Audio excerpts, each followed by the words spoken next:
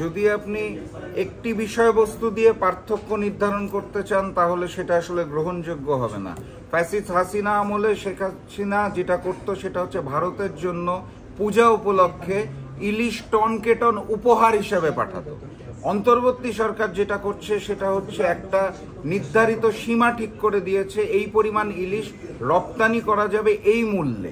এইটা হচ্ছে পার্থক্য। তবে আমি আমার জায়গা থেকে যেটা বলতে চাই সেটা হচ্ছে যে অন্তর্বর্তী সরকারের স্পষ্ট ভাষায় বলা উচিত ছিল যে এই গণহত্যাকারী ফ্যাসিস্ট শেখ হাসিনা এবং আওয়ামী লীগের বিরুদ্ধে আমাদের যে আন্দোলন ছিল, একই সাথে এই আন্দোলনটা হিন্দুস্তানের বিরুদ্ধেও ছিল। অতএব বাংলাদেশের মানুষ ইলিশ না খেয়ে ভারতে পাঠানো হবে, এটা কোনো অবস্থায় গ্রহণযোগ্য নয়। এবং কেজি প্রতি যেই মূল্যটা নির্ধারণ করা হয়েছে তাও গ্রহণযোগ্য নয়, মাত্র 1500 টাকা করে কেজি।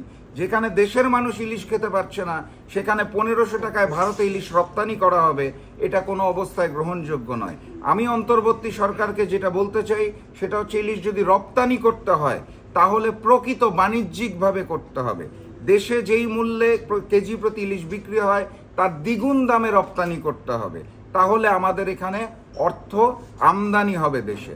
আমাদের শিক্ষা নিতে হবে ভারত থেকে। ভারত বিদ্যুতের নামে যেই ব্যবসা করেছে, আদানি যেই ফরম্যাটে বিজনেস করেছে, একই ফরম্যাটে তারা যদি ইলিশ চায় আমরা দিতে রাজি আছি। এছাড়া যেভাবে ইলিশ দেওয়া হচ্ছে হাসিনা আমলের উপহারও গ্রহণযোগ্য নয়, এবং এই অন্তর্বর্তী সরকারের আমলে যে অল্প দামে দেওয়া হচ্ছে সেটাও গ্রহণযোগ্য নয়। প্রথম ব্যর্থতা এটার জন্য দায়ী হচ্ছে অন্তর্বর্তী সরকার, কারণ তাদের সুশীল ভূমিকা থেকে তারা বের হয়ে আসতে পারে না। এবং দ্বিতীয় ব্যর্থতা আমাদের মতো রাজনৈতিক দলগুলো, আমরা যারা এই ভারত বিরোধী এবং হাসিনা বিরোধী আন্দোলন করেছিলাম, আমরা আমাদের নিজেদের মধ্যে ঐক্যটাকে ধারণ করতে পারি নাই। এখানে আমাদেরও ব্যর্থতা আছে এবং অন্তর্বর্তী সরকারের এই সুশীল ভূমিকারও ব্যর্থতা আছে। ভারতের ব্যাপারে, ভারতীয় আগ্রাসন এবং আধিপত্যবাদের ব্যাপারে এবং সন্ত্রাসী সংগঠন আওয়ামী লীগ এবং শেখ হাসিনার ব্যাপারে আমাদের ঐক্যবদ্ধ থাকতে হবে। এই দুইটা জায়গায় ঐক্য বিনষ্ট করার সুযোগ নাই।